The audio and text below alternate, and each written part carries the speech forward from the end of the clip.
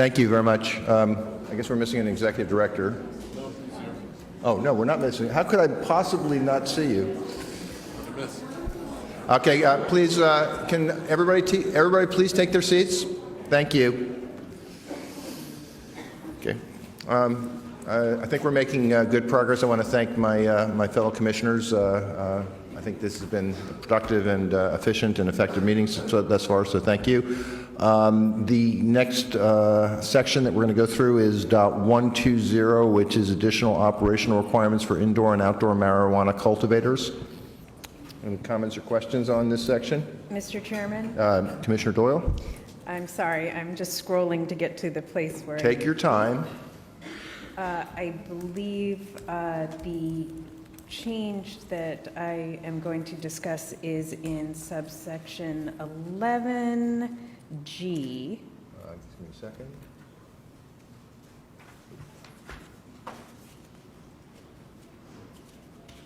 Yep, go ahead, please, Commissioner Doyle. I would love to. I just haven't found the particular language I wanted to discuss, so I just need to pull it up.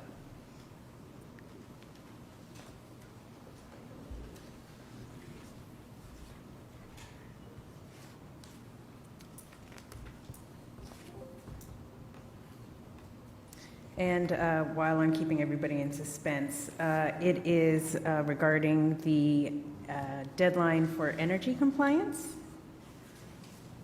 That doesn't seem, is that in G? Yes. Okay, great.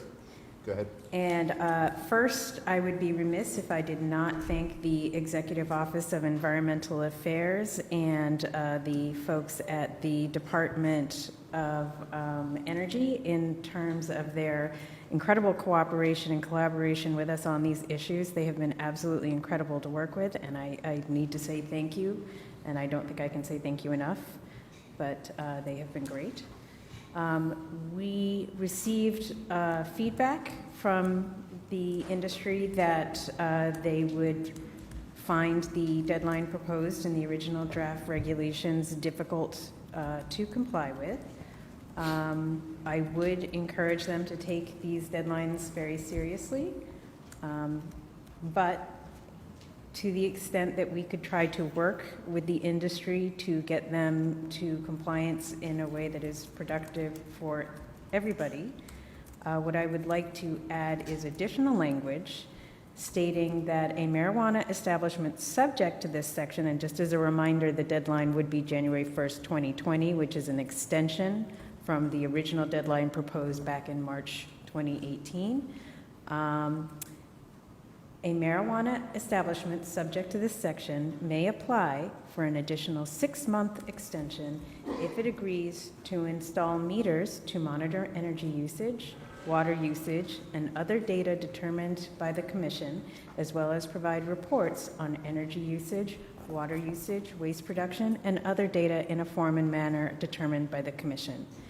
I would also suggest that we delete a subsequent sentence that deals with medical establishments, as these are the adult regulations. Mm-hmm. But with regard to the proposed conditional extension, which again does require an agreement to provide some data to the Commission, I think it's very important for the Commission to get a real assessment of the data usage of cultivation and extraction facilities and what changes actually are brought about by the energy requirements in our data. I think this will help not only the Commonwealth, but other states that are looking to legalize cannabis in determining whether or not these energy requirements are useful, productive, and contribute to fighting climate change.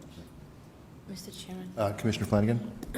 I think given the timeline of the suggestion that Commissioner Doyle made, we should consider her proposal at this time and not rule it without beyond the scope. I agree with that. Thank you. So can I have some thoughts or comments or reactions to Commissioner Doyle's suggestion? Commissioner Tuttle? I support it. Then can I ask, please, for a motion to approve the language and approve the language that Commissioner Doyle suggested for this section? So moved. Second. Let the record show Commissioner Doyle made the motion to approve, seconded by Commissioner Flanagan. All in favor? Aye. Aye. Okay, let the record show the Commission unanimously approve the suggested language by Commissioner Doyle. I would be remiss if I didn't compliment Commissioner Doyle at this moment. I actually sat through a couple of these sessions with the other state agencies. This is a very important topic, obviously, but incredibly complex, technical, and, if I might say, somewhat dry topic. And I really want to just thank Commissioner Doyle for the energy and commitment and passion she's shown on this topic. So thank you for that. Anything else in this section, Commissioner Doyle? No, I don't believe so. Okay. Anything else then? We're still on 1.120, additional operational requirements for indoor and outdoor manufacture marijuana cultivators. Any other comments on that?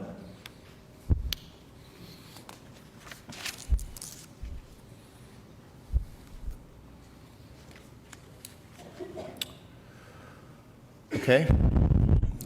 Moving on, .130, additional operational requirements for marijuana product manufacturers.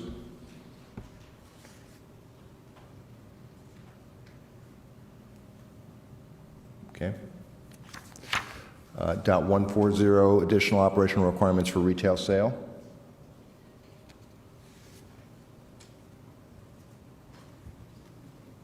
Thank you so much. I paid for this. Thank you very much.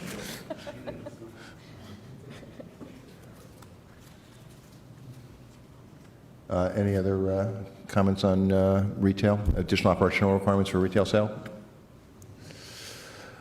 Okay, let the fun begin. .141, additional operational requirements for marijuana social consumption establishments. We have discussed exclusivity as it relates to this, but obviously I want to broaden the conversation here to any other concerns around the operational requirements for social consumption.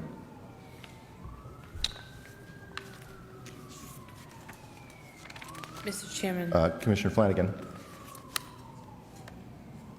I just have one question in general with regards to social consumption sites.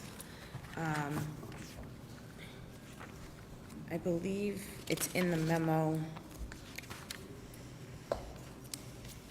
and it talks about outside consumption. Talking about outside smoking? Yes. Yep. So my one concern, the one question I have, is that it says that there needs to be a designated area, outdoor area, can't be in view of the general public, and there's also a piece to it that has sort of like a roof type structure to it.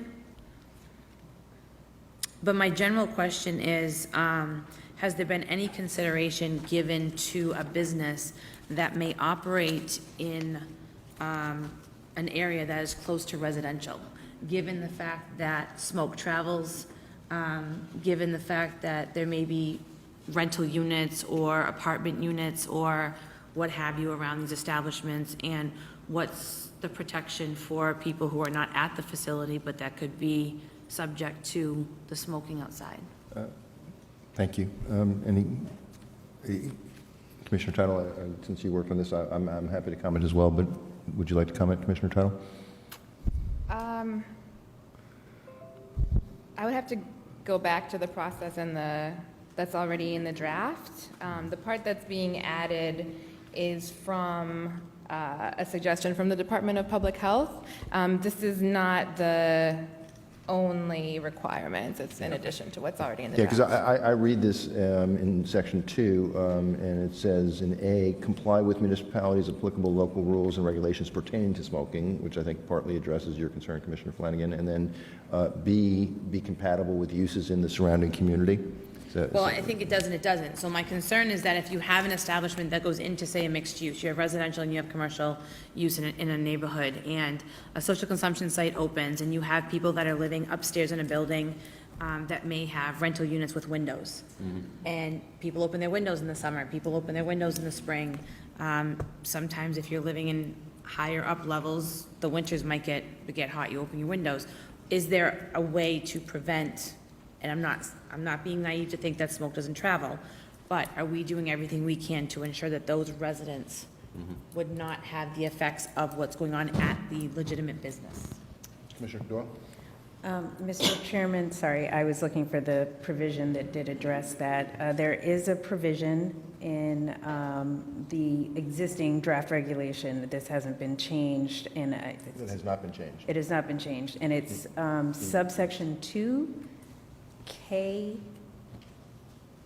and I think 3, and this talks about if vaporization or other non-smoking forms of consumption involving heat are permitted indoors, procedures and building plans or schematics to ensure that, and I think these are things that are required, to ensure that, and then if you go down to 3, a ventilation system directs air from the consumption area to the outside of the building through a filtration system sufficient to remove visible vapor, consistent with all applicable building codes and ordinances, and adequate to eliminate odor at the property line. But you're talking about Right, so- vaping, indoor vaping, But and I think my Commissioner concern Kleinman was is talking about outdoor outside. smoking, My concern is Outdoor outside. smoking. So not indoor vaping, if outdoor we have smoking. outside, if we have outside consumption, and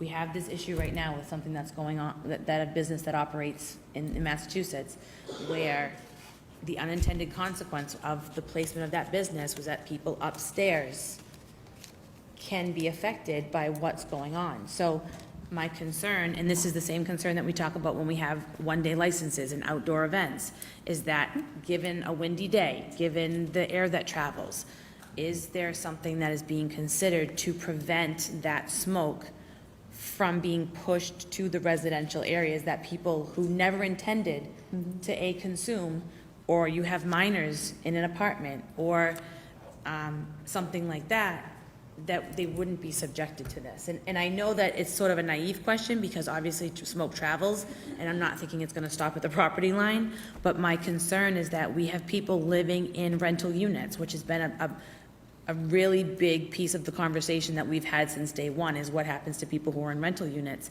that may be affected by outside consumption, and they don't have input into that. Go ahead, Commissioner Doyle. Thank you. There is another section in subsection 9 which talks about prohibitions, and it says a marijuana social consumption establishment shall not allow a consumer to smoke or otherwise consume marijuana through combustible methods except outdoors as authorized under 935 CMR 500 adult use of marijuana, so long as smoking is not a nuisance to the non-smoking public. So it would be up to us and probably the hosting municipality to make sure that is enforced, but that would be the thing that I would rely upon to enforce it. Yeah. My only concern, and again, my concern is that this is enforceable only to a certain extent if you have an open air facility. And that's a concern of mine, given the fact that we have a lot of people in Massachusetts who live in rental units. They live in mixed-use buildings, and while I can appreciate the marijuana establishment owner having the ventilation system, if you're consuming inside, when it gets to be outside, it's difficult to control. And I'm thinking more of the cities, not necessarily where I come from, 50 miles west, but the cities, so. Again, I feel, personally, I feel comfortable, with the language in 10.2, which says, "Commission shall request that the local health authority examine the waiver and documentation, provide a determination whether the proposed outdoor smoking activity would A, comply with municipalities' applicable local rules and regulations pertaining to smoking, and B, be compatible with uses in the surrounding community." So, I share your concern. I think that it's explicitly addressed, and, we will act based upon the determination of the local health authority, which I think is the appropriate authority, and they, I think they are in the best position to ensure that the proposed outdoor smoking of social consumption establishment is not inconsistent with the surrounding community. Right. So- I just want it brought to the forefront, because I don't want someone coming back to us saying, you as a state agency allow us to do this, and us not have thought of this. Yep. And I know that someone's gonna come back and say, well, this is my entry into the business, this is what I'm trying to get done. You're saying I can go outside and have smoking, but then at the same time, I'm gonna be prohibited from doing it on the other end. It's just a logical thing that's gonna possibly happen, and I don't want us to not pay attention to it before that time comes. Commissioner McBride? I just had a point of inquiry, which is given, I agree with, what the chair just said about the local departments of health, but we changed the definition of commission delegee, so now are we entering into agreements with all the departments of public health, or is maybe someone else here can answer, is this something that the Department of Public Health would just per se be able to enforce without us delegating or entering into an agreement with them because it's under smoking? Go ahead, Commissioner Doyle. You're our municipal law person. For my sins.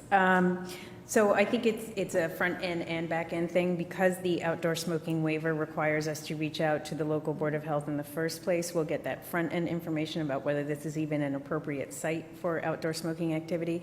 On the back end, municipalities have a number of tools to enforce unpleasant odor, smoke, vibration, noise, et cetera, through zoning and sometimes through Board of Health regulations, depending on the community. So they are empowered to enforce their own bylaws and regulations on this subject already. So our, excuse me, our previous change that we discussed earlier about being a commission delegee or not being a commission delegee and delegee versus, by permission or by agreement wouldn't change this. They would still have per se authority to address this if they needed to at the local level. I'm just trying to make, I don't want to belabor the point. Yeah, no, I just want to make sure that we kind of have the four squares covered here when we're thinking about this. Any comments, General Counsel?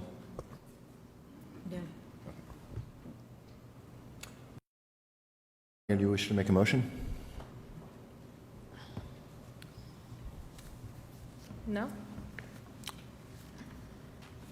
I don't think at this time, because, I mean, if it's legally going to be covered, I just want the issue to be addressed. I just want people to understand that this is going to probably be an issue. And I can suspect that the boards of health may also say that their staffing levels could be questionable and that there's going to be a need for more staff, which is going to be called an unfunded mandate. So I just want us to be very aware that this is going to happen. And when someone comes back and says, you're being sort of hypocritical by letting us do this, but knowing that there are problems with it, I just want us to know about it.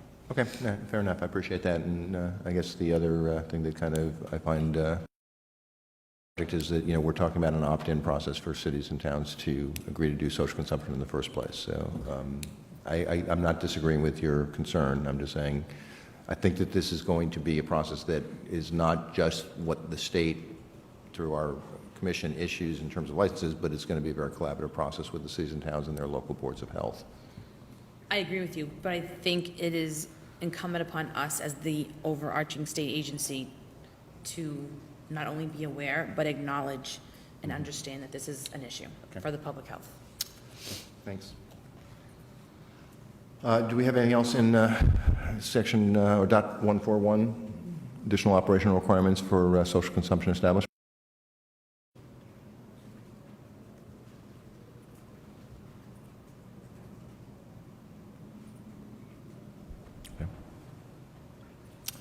Okay.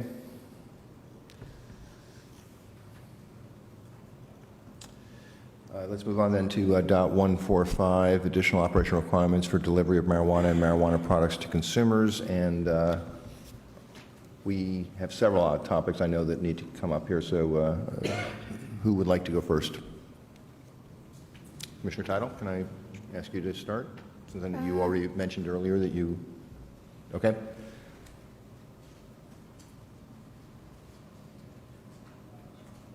Are there other comments or questions? Commissioner Doyle?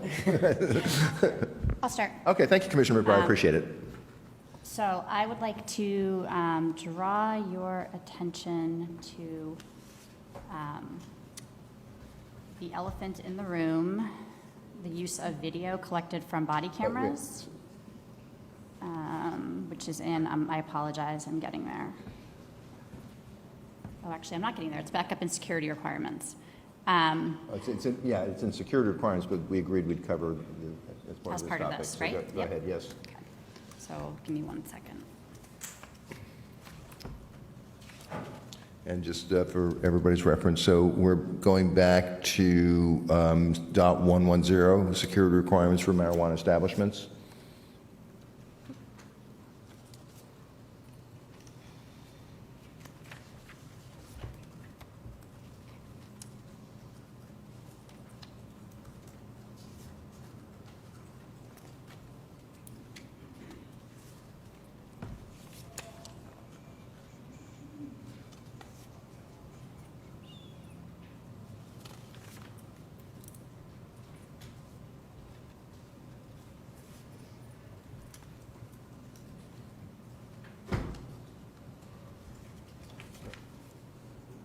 It's 8A. 8 is security requirements for delivery-only retailer operations. It's 8, so 7B.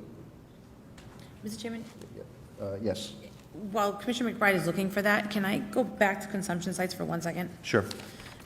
So, under 500.141, removal of unconsumed products, it says an unconsumed marijuana or marijuana product that is packaged, pre-approved, sealed, and resealable exit bag may be removed from the premises. Yes. Is there a way for us to put that on par with the way alcohol is removed from an establishment that's been unconsumed? Specifically, they would staple the receipt to the package to say that it had been purchased, but it hadn't been fully consumed. Is there a way just to bring that on par, or is it not necessary? We'll turn to the former Treasury executive who knows the alcohol industry. I think that process works. No, I think that's a great idea. I believe you're Mr. referring Executive to a wine doggy bag. Sort of. Yes, so I think they're, my understanding of the way that operates today is to your point, it's a sealable bag. The receipt is stapled, so in other words, it's not interpreted as if there were to be a traffic stop after the departure from that licensed facility, it would not be considered an open container because it's now sealed with a verification of where that transaction actually occurred. So I think that is a good practice and something that on implementation would be worthy of consideration. Okay. Great, thank you. So Give we're me, talking hold on about, 1 second, I'm sorry, I got the reference. Are you still looking for the reference, or? Oh, I'm sorry.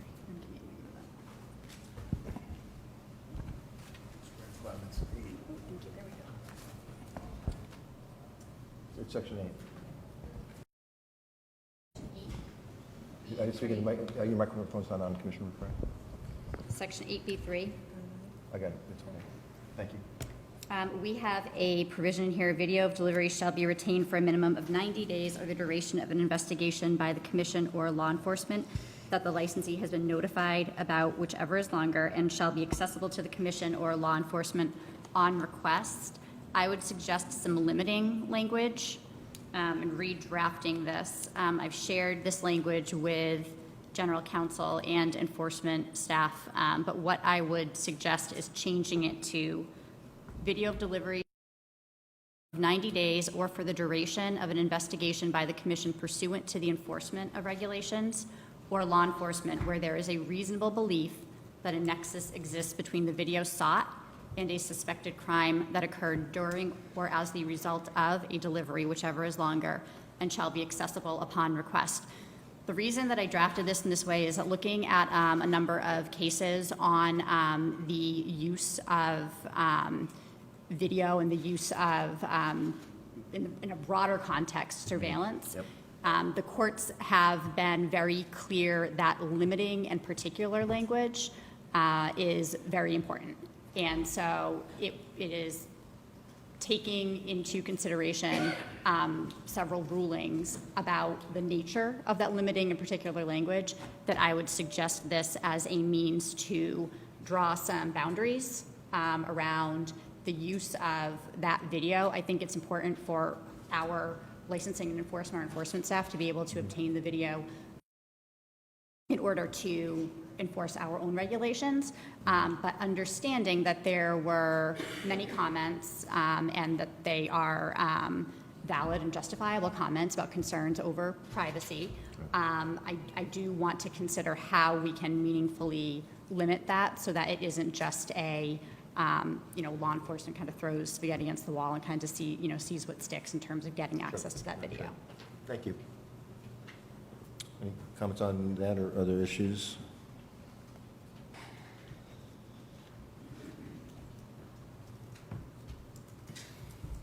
Commissioner Tuttle? First, I want to thank Commissioner McBride for bringing that up. I have some limiting language as well. On body cameras? Yeah, on exactly the same issue. I'm wondering if we could actually just take like a 5-minute break, if I could work directly with Commissioner McBride and come back. You will never have to twist my arm to take a 5-minute break. Yes, so 12:02, we'll reconvene at 12:07. Okay, thank you. I assume Commissioner McBride is willing to talk to you. You can ask her.